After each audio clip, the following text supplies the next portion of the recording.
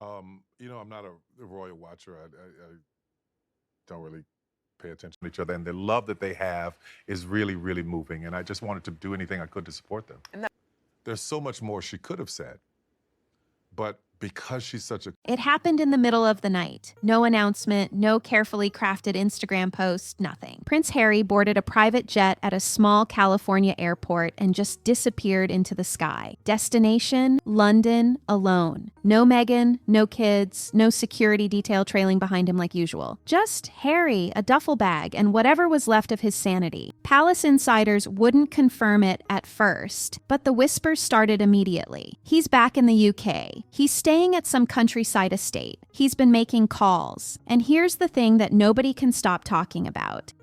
I can only come to the UK safely if I'm invited. And, there is He wasn't running from the royals this time. He was running back to them. After years of interviews, tell-all books, and Netflix documentaries painting his family as the villains, Harry suddenly wanted to be as far from California as possible. So what changed? What could possibly make the man who burned every bridge with the monarchy suddenly flee back across the Atlantic like his life depended on it? 2 words, Tyler Perry. The billionaire mogul who once opened his home, his private jet, his entire support system to Harry and Meghan when they first escaped royal life.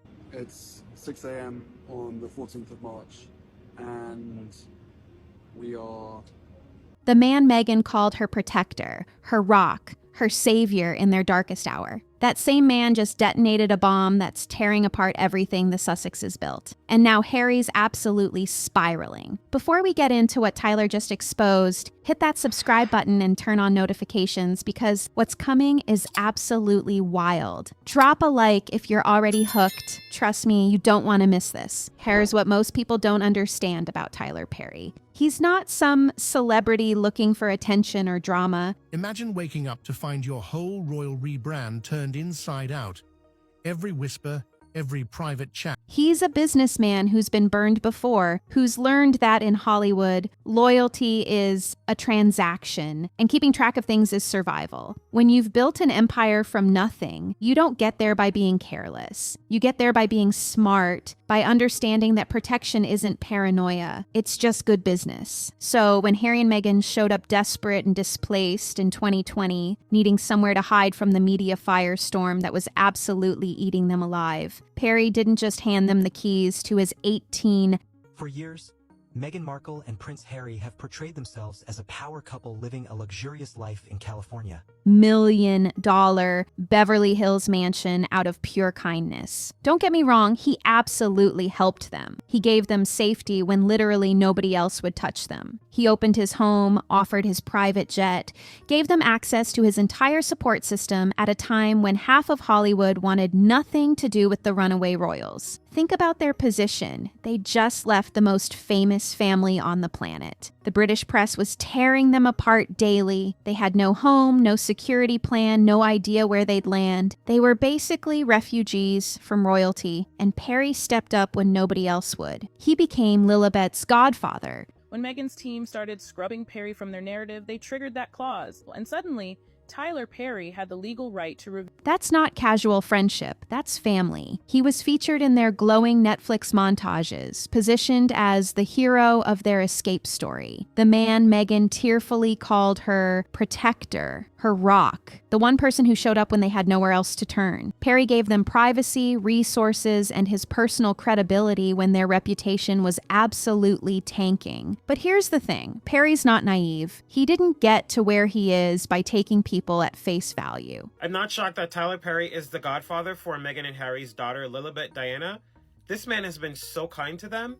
During the months Harry and Meghan lived in his home, he kept track of conversations. Not because he was plotting against them, but because he understood something they clearly didn't. In his world, friendship without keeping track is just exposure waiting to happen. He had recordings of meetings they held in his home. He kept footage from their preparation sessions for major interviews. He had notes from strategy sessions they worked on together. This wasn't some creepy surveillance operation. This was a businessman protecting himself. Perry watched them strategize about their next moves. Tyler Perry didn't just knock on Meghan Markle's door. He opened his mansion to her.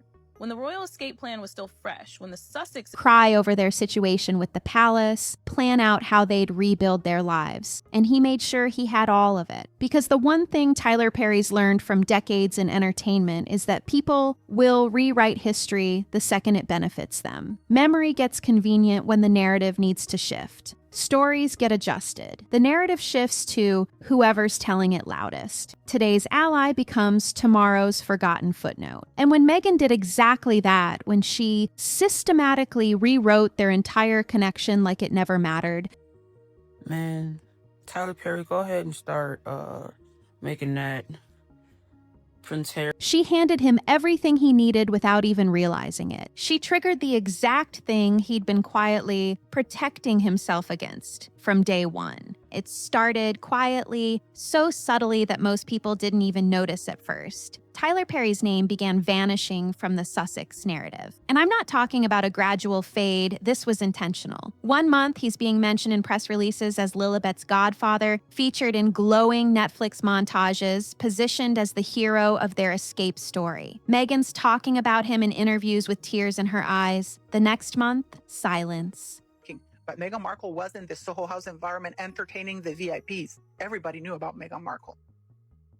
Total radio silence. Photos got archived, social media posts were edited or just straight up deleted. Even Lilibet's Wikipedia page was quietly scrubbed clean of any mention of Uncle Tyler. Someone went through and systematically removed his name from places where it used to be front and center. It was surgical, calculated, and absolutely ruthless. The kind of erasure that doesn't happen by accident. It takes planning, coordination, a whole team making sure every trace disappears. By his association with Harry and Meghan in particular, Meghan, because he had a very dismissive and I would argue very... But why would Meghan suddenly erase the man who literally saved them? The guy who opened his home when they had nowhere to go? Here's the thing. Meghan's team decided his name had become complicated. They wanted a cleaner narrative, a simpler story that didn't have any messy associations. And Perry, he didn't fit that story anymore. He became inconvenient. So they made a call, cut ties, protect the brand, distance immediately. They moved fast, removing every trace of their connection to Perry like he was some kind of problem they needed to bury before anyone asked too many questions. In a moment that no one saw coming, but everyone's now talking about, the BET Awards turned from celebration to confrontation. To the public, it looked like smart crisis management. Just another celebrity friendship that quietly faded away. Nothing to see here. People drift apart all the time, right? Especially in Hollywood, where relationships are basically transactions anyway. Nobody thought twice about it. Tyler Perry's a busy guy. Harry and Meghan are building their empire. Makes sense they'd move on. But to Tyler Perry, it looked like betrayal. Complete and total betrayal. The kind that cuts deep because he'd actually cared about them. This was the man who risked his reputation to shelter them when nobody else would. Tyler Perry was one of the few A-listers who loudly defended Harry and Meghan after the Oprah interview.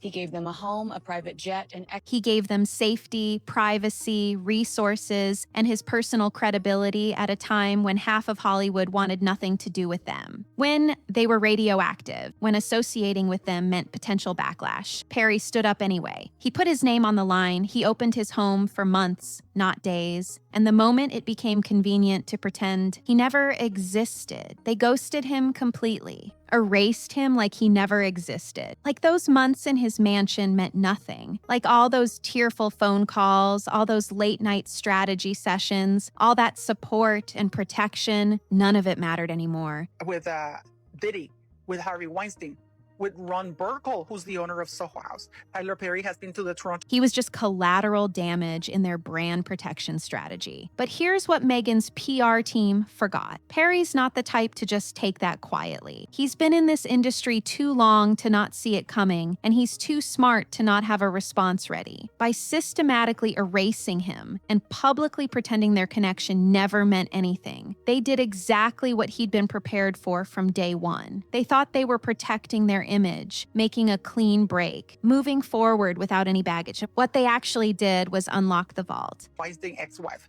Meghan Markle is very good, was hanging out around all those places, so they knew of Meghan Markle. Imagine when... And Perry didn't waste any time. That's when the first tape dropped and everything changed. 58 seconds. That's all it took to destroy years of carefully crafted narrative. Perry released an audio recording from their time in his home, and the moment people heard it, everything Harry and Meghan had been selling to the world started falling apart. We're talking about a complete unraveling of their entire story. Listen to what was on that tape. Harry's voice, clear as day, describing his life at the palace. And he sounds relaxed, casual even, like he's just having a normal conversation.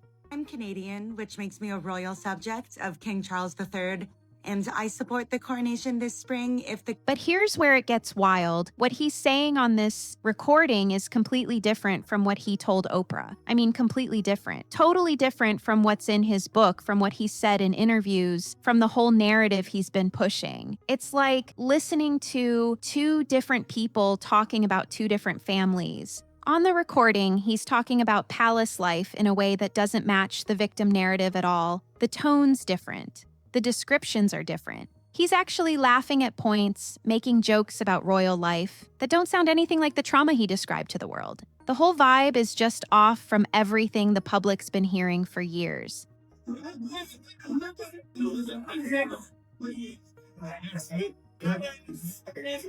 And you can't unhear it once you've heard it. It's burned into your brain. And then you hear Meghan's voice in the background. She's coaching him, actually coaching him on what to say, how to frame things, which talking points to hit in upcoming interviews. It's not subtle either. You can literally hear her going through the script with him, fine-tuning the messaging, making sure he knows exactly how to position certain stories for maximum impact. I have no sympathy, okay? You've been doing this woman's dirty work for years.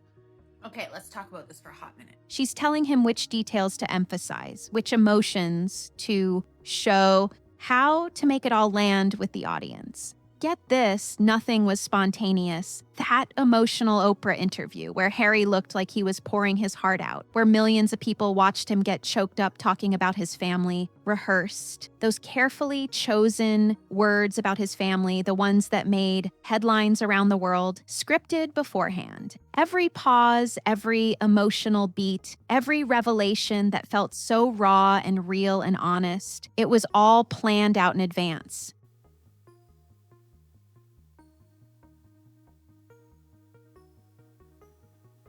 They'd practiced it multiple times based on what people could hear in the background of this recording. People had believed Harry was finally speaking his truth after years of silence, that he was this tortured soul who'd been trapped in this oppressive system and was finally free to be honest about what he'd been through. Millions of people felt for him, defended him, took his side in the family drama. But this recording showed something totally different. It showed strategy sessions. It showed message crafting. It showed two people very deliberately constructing a narrative they were about to sell to the world as authentic pain and genuine suffering. Brace yourself, because tonight the palace walls tremble as explosive revelations tear through. The backlash was instant and absolutely brutal. Comment sections exploded. Social media went into meltdown mode. People who'd defended Harry and Meghan for years, who'd fought in the comments with royal supporters, started questioning everything. If this was rehearsed, what else was? If they'd been planning this narrative all along, sitting in Tyler Perry's mansion, crafting the perfect story, were any of their claims actually genuine? Or was it all just performance?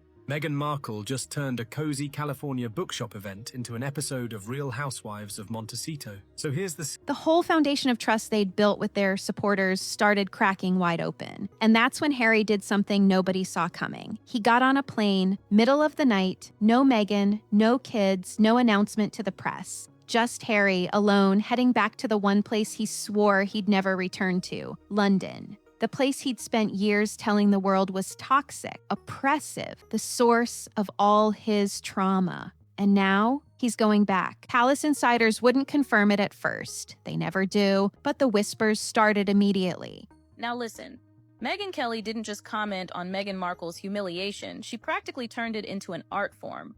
He's in the UK, he's been spotted, he's staying somewhere quiet, and here's what made everyone lose their minds. He wasn't hiding from the royals this time. He was actually meeting with them. Sources say he's staying at a private countryside estate, somewhere with royal connections, but away from the public eye. Not Frogmore Cottage, where the press could track his every move. Not anywhere Meghan's team could monitor what he's doing. Just Harry, alone with his thoughts, probably for the first time in years. Think about what that means. For the first time since leaving, he's moving toward the institution instead of running away from it. The rebel prince who burned every bridge. Prince Harry is furious. Not just furious, sources say he is absolutely crashing out. He had just been told about a claim made live by who told Oprah his family was trapped in a cycle they couldn't escape from, who wrote a whole book about how damaged the system was. That guy just flew back into the arms of that same system. Let that sink in. No security detail like he usually travels with, no carefully planned PR strategy, no Netflix cameras following him around, documenting his journey for content. Just a quiet escape in the middle of the night that screams one thing. He's questioning everything. Meghan Markle's lavish lifestyle crumbles as Sussex couple begged Tyler Perry for help. It appears that the Duke and Duchess of Sussex... Every choice he's made, every bridge he's burned, every interview he's given, and Meghan's entire operation, panicking, absolutely panicking. Because if Harry reconnects with his family, if he starts seeing things differently, if he realizes maybe the narrative they've been selling isn't the whole truth, their entire brand collapses. Everything they've built is based on them versus the palace. Harry and Meghan against the world, the love story that conquered the evil institution. But what happens when Harry's no longer sure who the villain actually is? Meghan Markle just turned a cozy California bookshop event into an episode of Real Housewives of Montecito. So here's the scene. But Perry had one more thing, and this one was nuclear: 3 weeks. That's how long Harry and Meghan had been living in Tyler Perry's mansion when they signed something. Not just any document, something that would eventually burn their entire operation to the ground. It was titled simply Strategic Repositioning Plan, and it outlined everything: their exit goals, PR messaging, rebranding structure, timeline for major media appearances, the exact narrative they planned to sell to the world. This wasn't a couple figuring things out as they went along, trying to survive in a scary new world.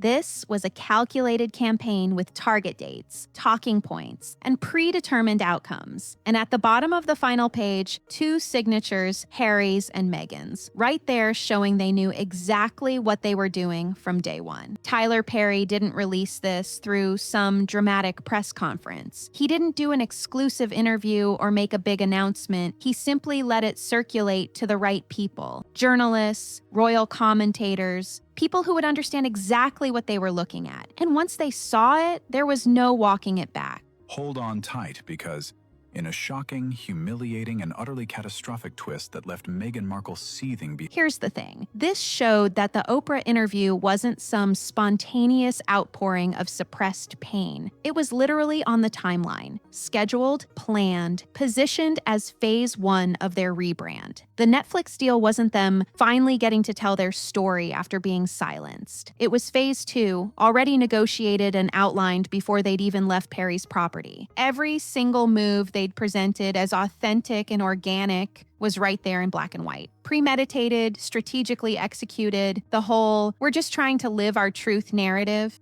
Oprah Winfrey spills. Tyler Perry sues Meghan Markle for stealing priceless items. The truth behind the drama. It was a marketing campaign, a product launch disguised as a personal journey. Get this. People could see the exact dates things were supposed to happen. The Oprah interview had a target window. The book deal had a proposed announcement timeframe. Even the charity initiatives they'd later launch were sketched out in advance. Nothing was genuine reaction. Everything was calculated positioning. The backlash was instantaneous and absolutely brutal. Commentators called it the death of authenticity. Brand experts labeled it a complete collapse of public trust.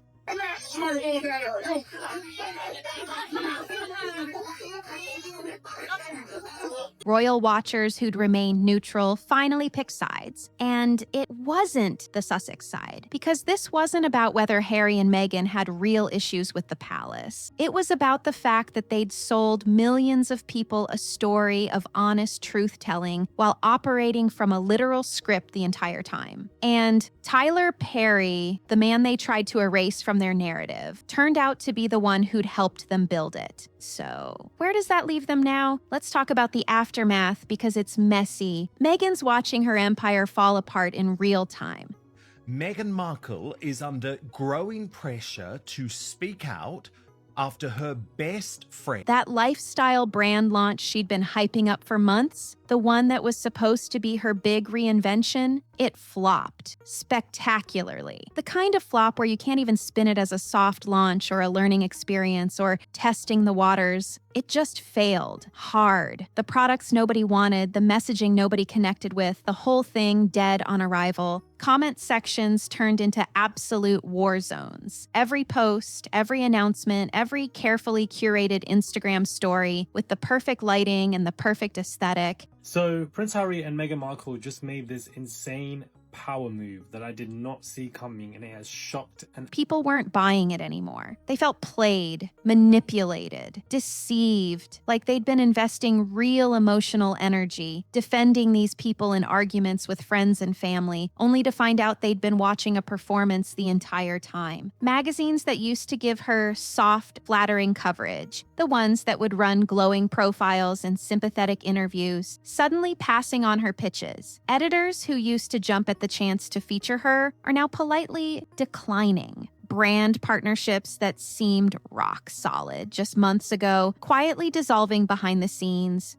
No wonder Prince Harry would touch Meghan's butt in public. He now wants to return to the British royal family. Recently, Prince Harry and Meghan attended Representatives making polite excuses about going in different directions or reevaluating long-term strategies. But everyone knew what it really meant. Nobody wanted to be associated with the mess anymore. The brand was toxic now. The entire machine she'd built on the foundation of authentic storytelling was collapsing now that people knew it was performance all along. And here's the brutal truth. You can't sell authenticity when everyone's seen the script. You can't market yourself as genuine and real when the receipts show you were calculating every move 3 months in advance. Prince Harry and Meghan Markle enjoyed a joyful evening at Tyler Perry's 55th birthday celebration on Saturday.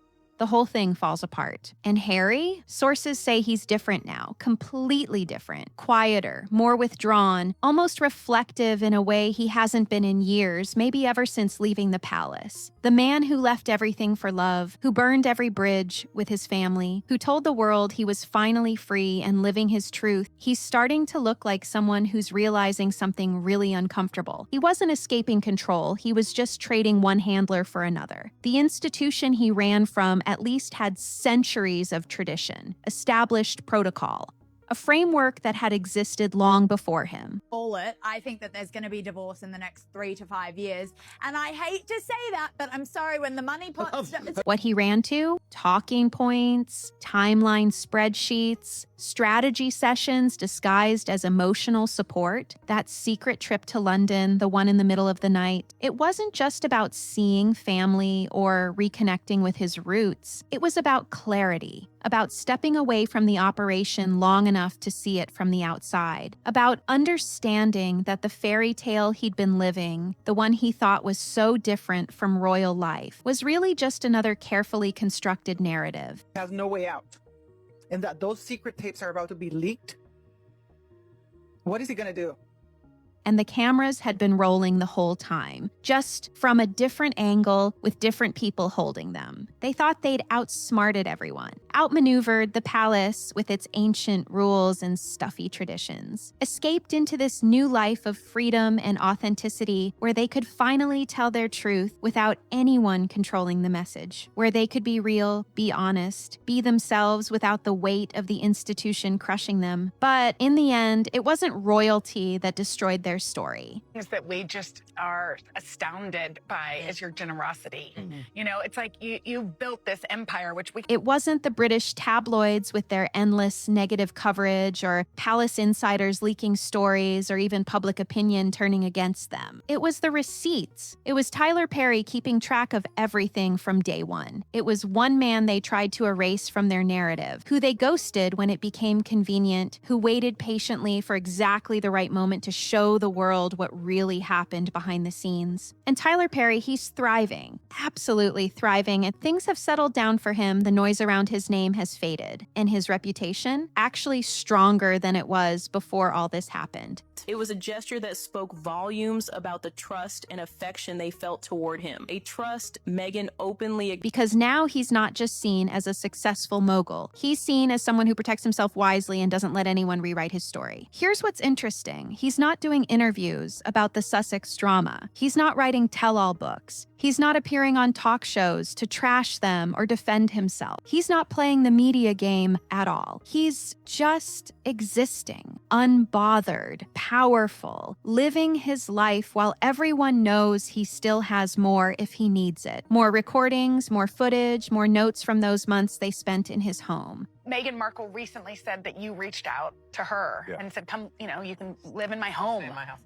Yeah, it was The vault isn't empty, not even close. He's just shown enough to make his point, enough to let people know that if anyone tries to rewrite what happened, he's got the receipts to correct the record. And that's a powerful thing. And here's the genius of it. He doesn't need to say anything else. The threat of what he could release is more effective than actually releasing it. Meghan's team knows it. Harry knows it. Everyone watching this situation knows it. He's holding all the cards without having to play them. Perry proved something important here. Tyler Perry's the godfather to Meghan Markle's boy and also SA to boy, allegedly. He showed that in a world where everyone's carefully crafting their public image, where authenticity is currency and narrative is everything, the person who quietly keeps track of reality is the one who ends up holding all the power, period. He gave them safety when they needed it most. He opened his home, his resources, his entire support system. And when they tried to erase him like he never mattered, he didn't get angry. He didn't lash out. He didn't go on a revenge tour. He just opened the vault and let the truth do the talking. Now he's watching from a distance while their world falls apart. Hi, I have a story about Meghan Markle. It's October 2018 and Meghan and Harry... Knowing that if he ever needs to, he can show the world even more. But he doesn't need to. The damage is already done. The story's already been told. And everyone knows who is telling the truth all along. So here's what everyone's trying to figure out. Is Harry actually done? Because that trip to London wasn't just a visit. It wasn't some quick family reunion or a weekend getaway to clear his head. Sources close to the situation say he's been there longer than anyone expected, way longer than Meghan's comfortable with. Gradual discharge, the stiff smile he forces for curious nurses, the tremor in his hand when he signs paperwork, a private recovery. And the longer he stays, the more it looks like he's not just visiting. He's considering something much bigger. Think about what's at stake here. If Harry separates himself from Meghan publicly, it's not just a celebrity breakup. It's not just another Hollywood couple going their separate ways. It would be a complete and total repudiation of everything they've built together over the past few years. Every interview where he backed up her claims, every accusation he made against his family. Former ally, and once the Sussex's closest confidant, has reportedly released private recordings that completely every documentary confession, every chapter in his book, all of it would be called into question. Because if he goes back to the palace, if he reconciles with the family he called toxic and racist and cruel on international television, what does that say about everything he's been saying? It unravels the whole thing. It would mean admitting that maybe the palace wasn't the villain after all. Maybe the institution wasn't this oppressive system that was destroying his mental health. Maybe the family he accused of terrible things on a global stage actually had legitimate concerns. Anyways, Tyler Perry is the godfather. Why is that significant? As forever and always, I shall tell you. Tyler Perry is a tap dancing about what was happening. And that's a hard pill to swallow. And Meghan's team knows this. They're not just worried about losing Harry as a partner or a husband. They're worried about losing him as the validation for their entire narrative. Because without Harry standing beside her saying, yes, it was that bad, her whole story starts looking different. Less like a brave woman speaking truth to power and more like someone who came in, caused chaos, and left. The optics shift completely. But here's what makes this even more complicated. Not only for the fact it's in a way exploiting them. Secondly, I can't imagine that Prince Harry is particularly pleased about. Harry spent years burning bridges. He said things about his family in public that you can't just take back with a phone call and an apology. He's accused them of things that made headlines around the world. Charles, William, Kate. He's gone after all of them in very public ways. So even if he wants to come back, even if he's realized he made a mistake, can he? Will they take him back? Or has he damaged those relationships so badly that there's no path home even if he wants one? That's the real question, hanging over everything. Right now, Harry's sitting in that countryside estate. Okay, let's dive into this Meghan Markle drama because, trust me, it's a lot.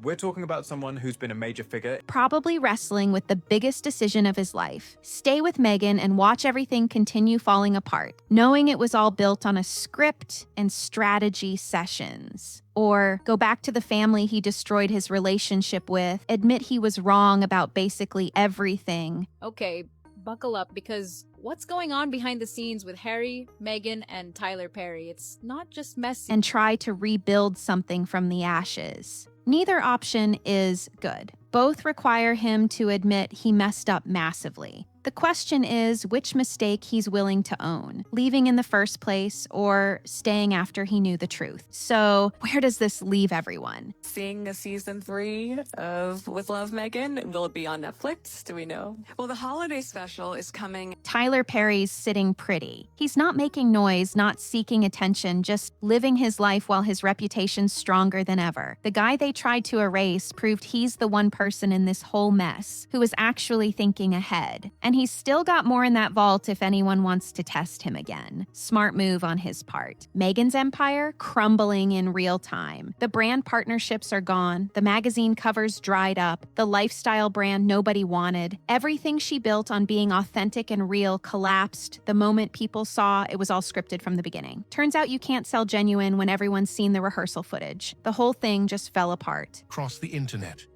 That's what just happened to Prince Harry. And the man behind the chaos?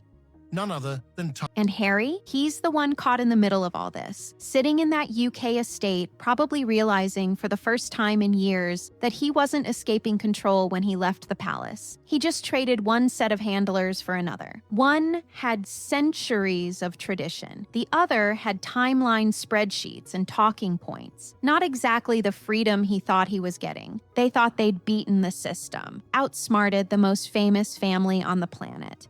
For years, Meghan Markle and Prince Harry have portrayed themselves as a power couple living a luxurious life in California. Built this new life where they could finally tell their truth and be free from all the royal drama. But here's what actually happened. It wasn't the palace that destroyed them. It wasn't the tabloids or the royal watchers or public opinion turning against them. It was one man keeping receipts. One friendship they thought they could erase when it became inconvenient. One person who waited patiently for the exact right moment to show everyone what was really happening behind the carefully curated Instagram posts and emotional interviews. Then their carefully polished image could be nothing more than a marketing campaign built on selective storytelling. Let's rewind for a second. The biggest question now is Harry coming back for good? Is he done with California, done with the performance, done with living a script? Or will he choose to stay and keep pretending everything they built was real? Drop your thoughts in the comments. Do you think Harry's coming back to the royal family or staying in California? And if you want to stay updated on how this absolute chaos unfolds, hit that subscribe button and turn on notifications. Because this story's nowhere near over. Trust me, there's more coming. Smash that like button if this whole situation has you as shocked as everyone else. I'll see you in the next one.